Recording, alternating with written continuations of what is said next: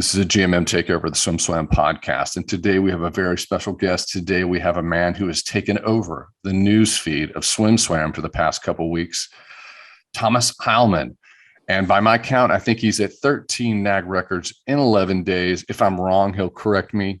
Thomas, how you doing, buddy? Thanks for dropping in on the pod. I'm doing well. Thanks for having me.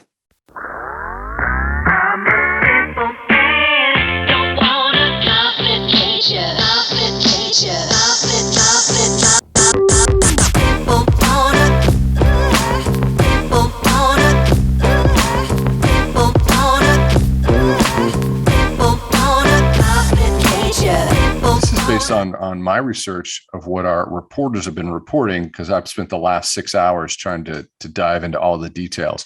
13 NAGs in 11 days, is that correct? Sounds about right. I'm completely sure. Wait a minute. Have you lost count of the NAG records that you've broken? Yeah, not really counting, but. You're not really counting. Okay, that's okay. We'll count for you. By my research, 13 national age group records in 11 days is also its own record. I've never seen it before. I've tried to go back into a lot of great swimmers in past history. Tracy Calkins, certainly back to Michael Andrew, back to a lot of swimmers. So no one's broken that many NAGs in that small of a window. Are you a swimmer that writes down goal times and you have goals going into competitions? Yeah.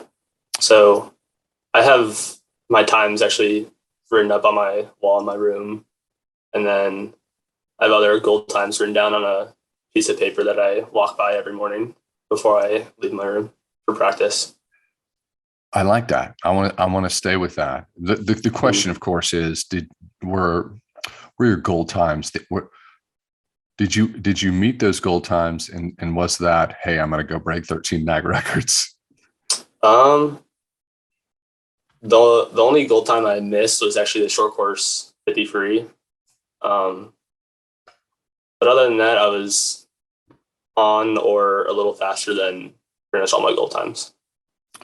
It's so for anyone dropping in, maybe we have some people who just listen on the podcast and aren't consuming all of the news or wouldn't consume every single detail of the news.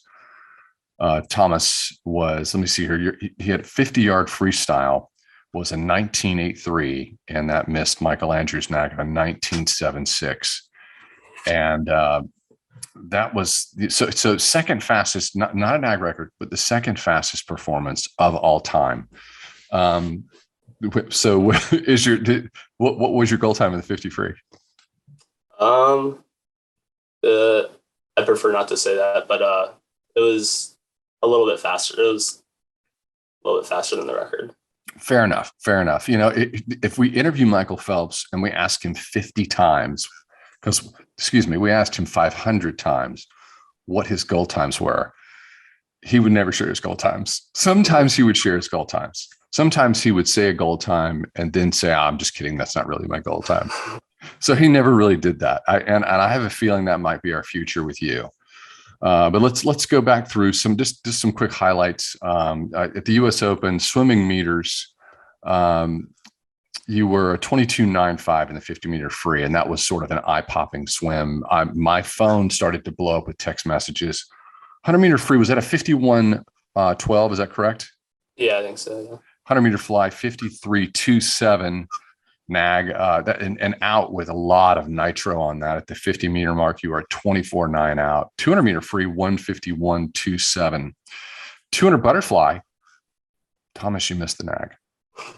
Thomas missed the NAG in the 200 butterfly. He dipped under with a 159.87. Michael Phelps is a 159.02, but I don't feel bad for him because he did go, was it a 142.77 200-yard fly the next week in 200-yard fly at juniors to break the NAG. I think that 142.77 might convert to somewhere around Phelps' NAG in the 200-meter fly. What do you think?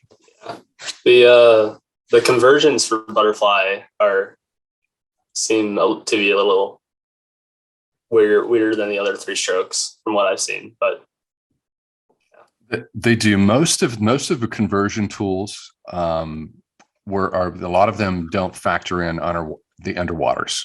Yeah. And those underwaters make a big difference. Mm-hmm. So let's talk through a little bit about, first of all, let's give people some location where you're at. Where you swim for Cavalier Aquatics, but you're not in Charlottesville. Where's home? Yeah, so I'm from Crozet, Virginia, which is about 20 minutes outside of Charlottesville off of the campus of UVA.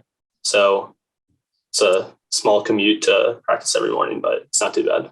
Small commute to practice every morning, not too bad. Coaching and your coach is Gary Taylor. Yeah. Is that correct? Yes, sir. Yeah. How long's Gary been with you? Since like the beginning of September. So it's a few months, yeah. I am a big Gary Taylor fan. Gary coached at Auburn for a period of time, and a well-deserved position, in my opinion, really earned that position. Was there a short period of time known as a distance coach, but I don't think that that's fair. Yeah. And it's interesting that he landed at Cavalier Aquatics, and now he's working with you.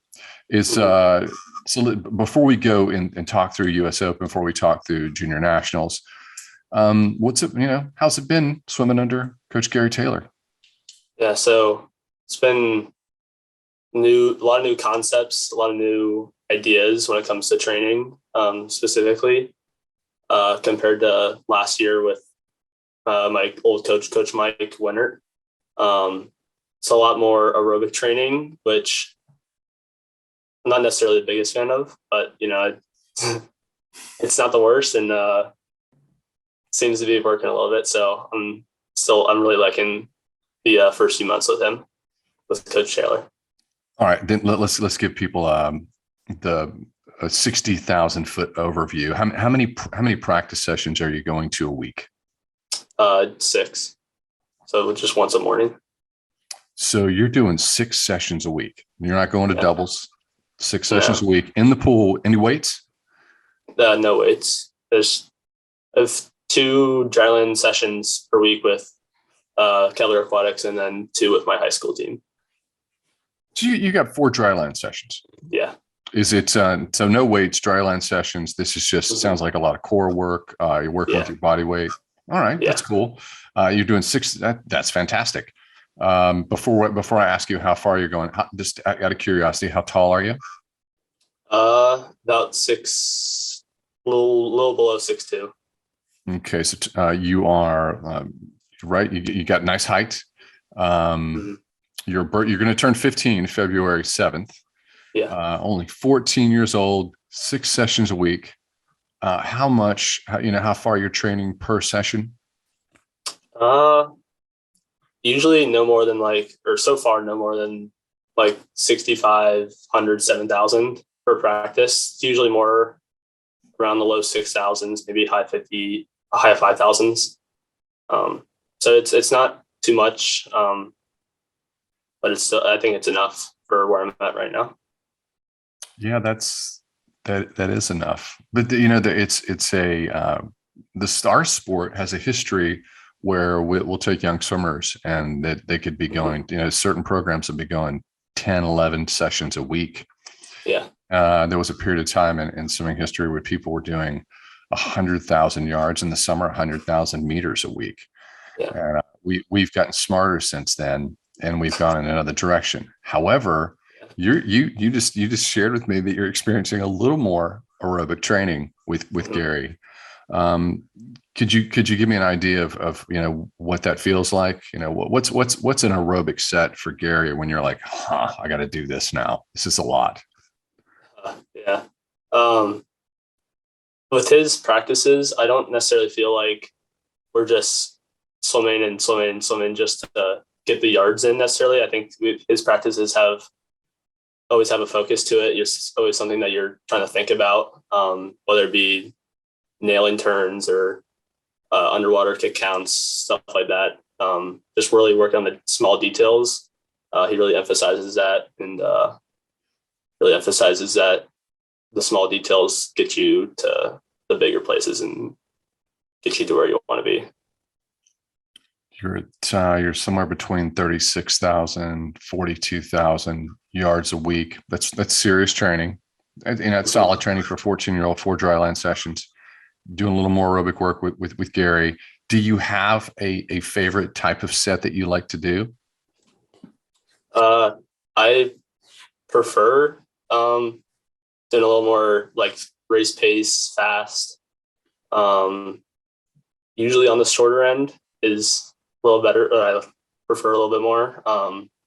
But I have been really enjoying his practices so far, and like I said earlier, it doesn't seem like too much right now, and so I'm really enjoying it. And my teammates are really enjoy swimming with my teammates, so we're having a good time right now. Not every all clubs don't do this, but a lot do. Does your club? Mm-hmm. Do you guys do get out swims? Do you guys get out swims ever? Not yet. So not so far. Maybe he'll implement that in the future, but so far we've not really done that. I would like to be on the Thomas Heilman team where there's a get out swim, and you have to crack 20 seconds to get everybody out of the pool, because I would like to be on that team where that happens. And so, Gary, if you're listening to this pod, I just put it on the table. I think Thomas might be up to the task. But buddy, I swam my entire career and I never cracked 20 seconds. So I know you didn't break the NAG. I know you didn't break Michael Andrews' NAG, but yeah, 1980s respect. Let's go to the U.S. Open. Just out of curiosity, you went from meters at U.S. Open to yards at Junior Nationals. You swam at a competition in between, the Arena Capital Classic. So we'll talk about that. But do you feel like a meter swimmer or a yard swimmer? Is there a favorite? Well, we train majority of the year in yards, so that's what I'm more used to. So like the U.S. Open was my first time swimming meters since July. I don't really have a favorite. I think they're both different, obviously, and they create different challenges when you're racing. But I enjoy swimming both. And I'm going to get to U.S. Open. We're going to get to juniors, but before I do, I do have to ask about the COVID and the pandemic. Yeah. So did you go through a long period of time during the pandemic where you were out of the pool? I want to say it was about 2-3 months, maybe. So it was longer than usually used to when I'm taking that end of season break. But compared to most people, I was pretty lucky to be able to get going pretty soon after the lockdown. When you were out of the pool, were you playing video games, hanging out, or doing nothing, or did you do dry land training? I was doing a little bit of dry land training, not probably as much as maybe some people were, but yeah, I was still trying to stay in a little shape over the break. Did you bounce back? Did you feel like you bounced back fast, or was it that feeling when you come back after a long break and you get in the water and it's like, ew, this doesn't feel good? How was your re-entry back into the pool? The first few weeks was really, really weird. My feel for the water wasn't quite there, but I'd say after like a month or two, it started to feel a little bit more normal again. And then we started training as a team again, and I think that's when it really started to get back into a more normal setting, and my swimming started to feel a little bit more normal as well. And you've taken off like a rocket since then, because I was going back into all the reports and I was like, this has been a nice ramp up for you. So let's get to the U.S. Open. Among 50 free, 100 free, 100 fly, 200 free, is there a favorite swim? One swim where you got out of the water, it's like, okay, that's another NAG. I broke another NAG, but that one felt great. Yeah. Sorry, the 100 fly was probably my favorite race, where in terms of like actually the race with I remember, I think it was Eric Fries who ended up winning. He had a great swim, so I really enjoyed racing him, and he was a really nice guy. Everyone was there, was really nice. But in terms of racing, that was my favorite swim. And then the 200 fly, obviously I was hoping to maybe get under 159.0, but obviously can't be disappointed with breaking 2 minutes for the first time. And it was the last day. It was the last session of the meet. So I was pretty happy with that one too. At US Open, you're, no disrespect, but you're 14. You're a kid, and you're at a competition among elites, among pros, among men. Did anyone say, "Hey, man, what are you doing? You're 14. What are you doing here?" Not really. It was weird, kind of swimming with people who are so much older than me, because I'm used to swimming like 13, 14 age group, maybe 15 and over every once in a while, or like 13 and over every once in a while, in dual meets. But, seeing like Bruno, Fratus, I believe how you say it, and then some of the college teams and other pros is just really interesting to see how they prepare during the meets, and then also getting to talk to them a little bit before and after races. That's where you get in the mix of the culture of your sport. And, there's an interesting moment for all athletes. It's like your age group swimmer, and then and you're looking at age group and NAG records, and you kind of measure your success by that. And then there's a certain point where you go to the big meet and you meet all the elites, and you become friends. And then they end up being your friends that you see all the time for 10 or 15 years. And it's interesting that you saw Bruno. Is Bruno dropping into your DMs? Hey, buddy, good swim? I don't remember if he directly messaged me, but I think he posted a picture of us on his story, and that was really cool.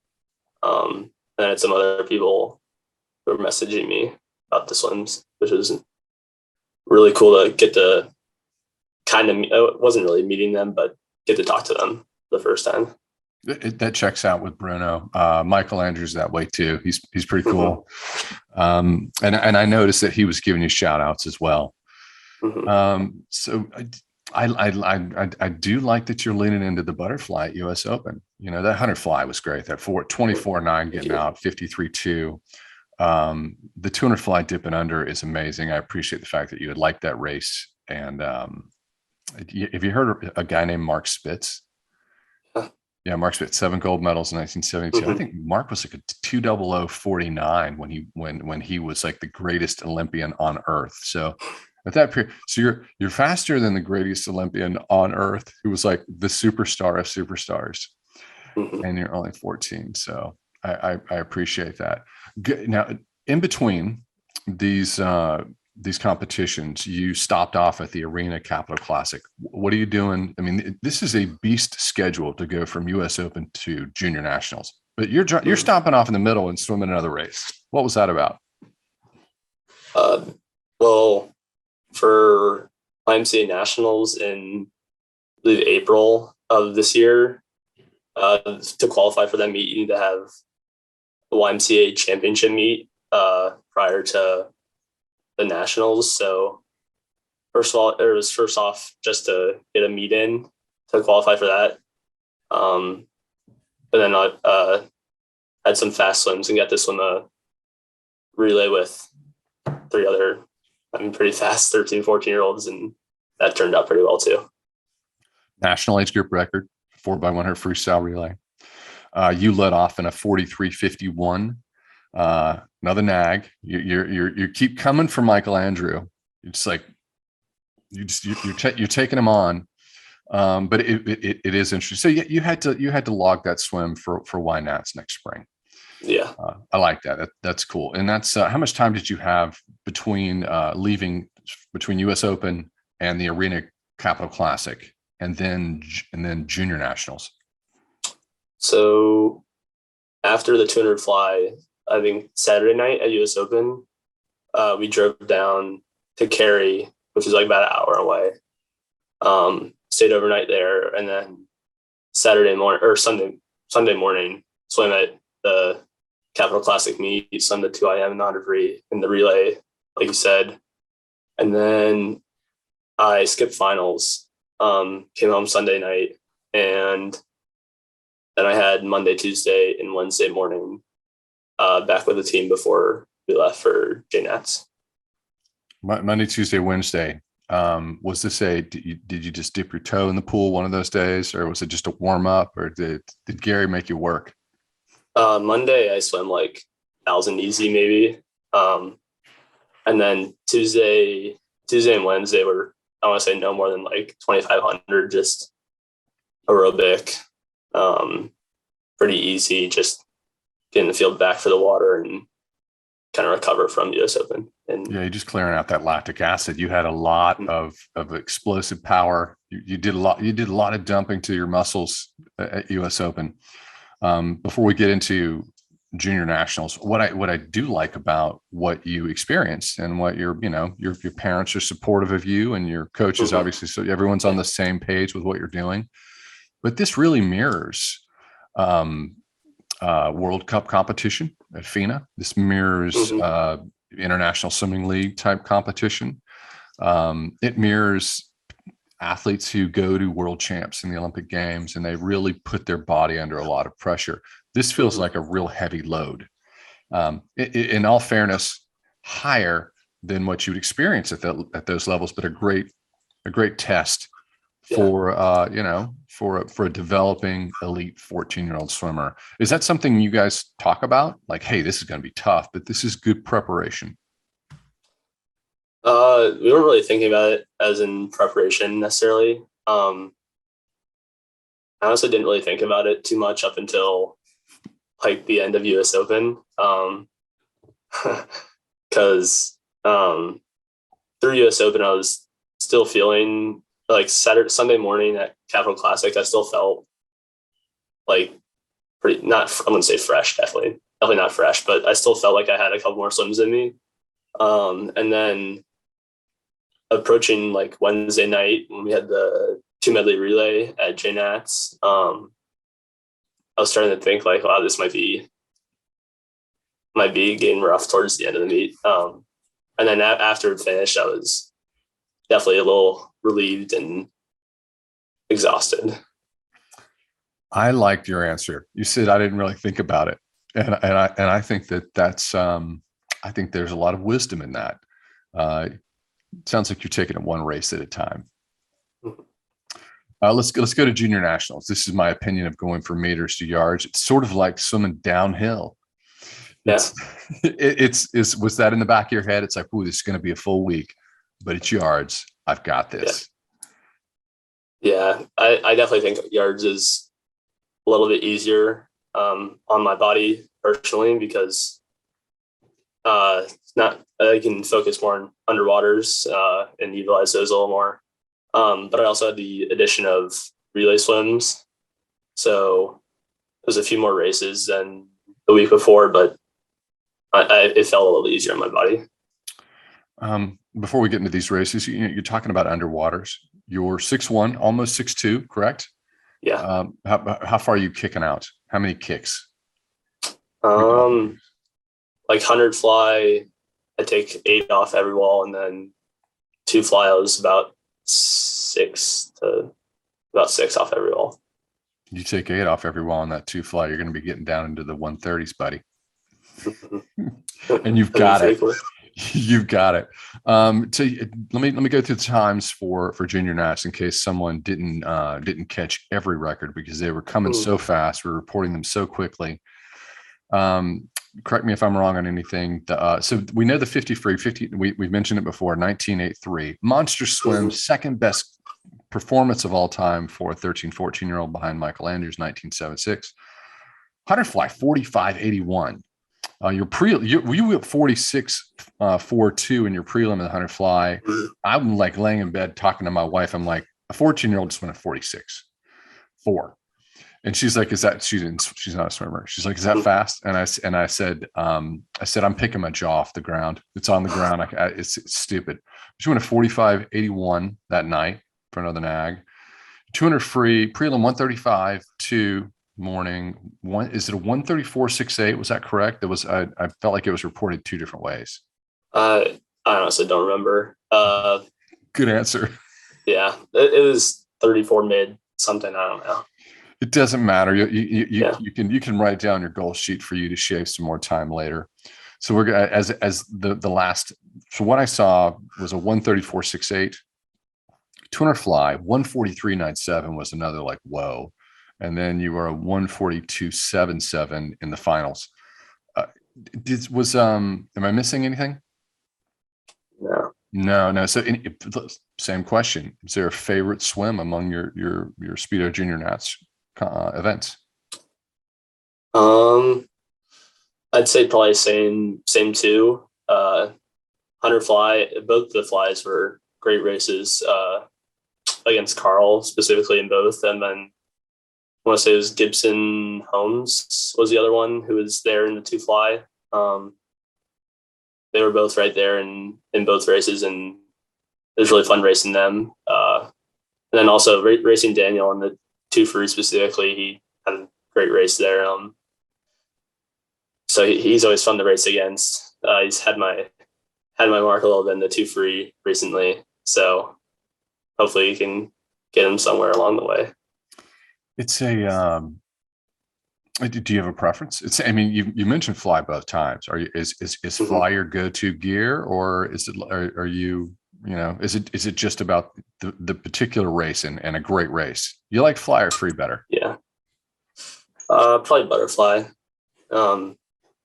In training, I don't really mind either one. We do a lot of IM training too, so working on all 4 strokes. But I'd say, yeah, it probably it depends on how the race goes, who I'm racing against, how they're racing. Final result can play into it a little bit. But I mean, yeah, so just who I'm racing against and how close the race is usually. This was a Herculean performance across US Open and the Arena Capital Classic, and then into Junior National Championships, and an extraordinary achievement, 13 NAGs in 11 days. But it did cost you a little bit, and I don't think that I think I can share this. It's at the end of it, it's like if your body had taken a huge toll. Did you experience a little sickness when you were done? Yeah. I was a little congested for a couple of days afterwards. It wasn't anything horrible. Didn't have any fever or anything, or I was just feeling a little run down, a little exhausted from the past couple of weeks. Have you paid attention to the media with athletes? Like athletes who have big schedules, like Phelps would always have a huge schedule. Dressel's had a lot of big schedules. Yeah. Have you paid attention to the fact that sometimes at the end of those things, they'll talk about it in social. They say they've gotten a little cold, or they feel run down, they feel a little sick. Did that ring a bell? Did you think about that when you were experiencing your end of this huge schedule? Not necessarily. It's not the first time I've had a little bit of a cold after big meets. It was a little worse than usual just because of the back-to-back weeks. But it wasn't like I was assuming it was something bad, or I just assumed it was just coming off the meets. It was just feeling a little run down. It's a lot of output. Something that I did like about this entire performance taken in total was you seem to have a lot of control. You're turning in great swims in the prelims, but you're swimming fast. You're bringing the heat at night.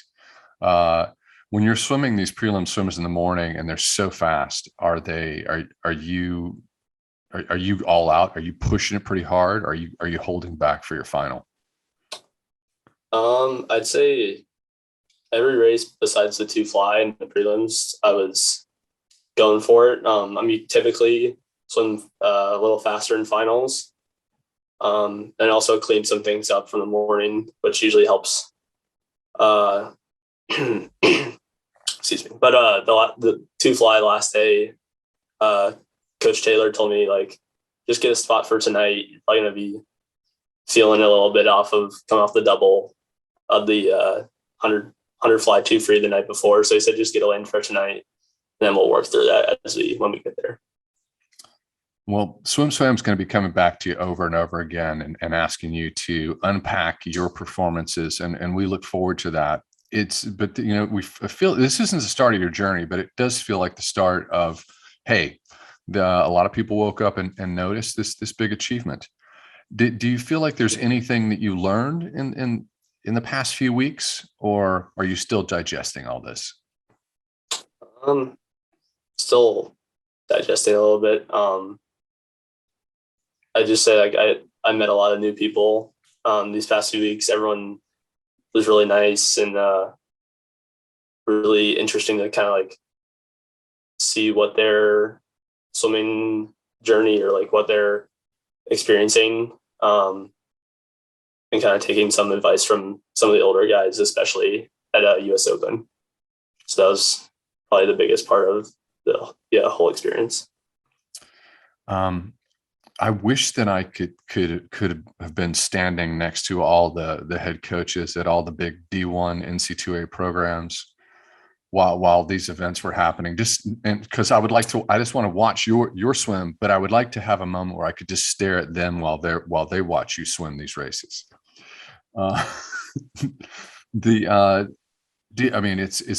Is college swimming something that is figures into your plans? Is it something that you would like to do?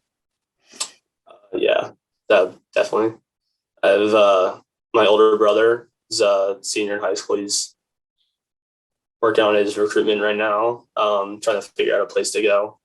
So I'm kind of get to experience that through him right now a little bit, and kind of use that to my advantage when the time comes for me. All right, buddy. You're really nice to give us some time right here ahead of the holidays. What are you looking forward to in terms of just? We know that you're looking at Y Nationals next spring. Is that correct? Is there any other meets we should look out for? I think as of right now, planning on going to the international team trials. Also, I think in April. Not sure exactly the details of that yet, but I think I am planning on going to that.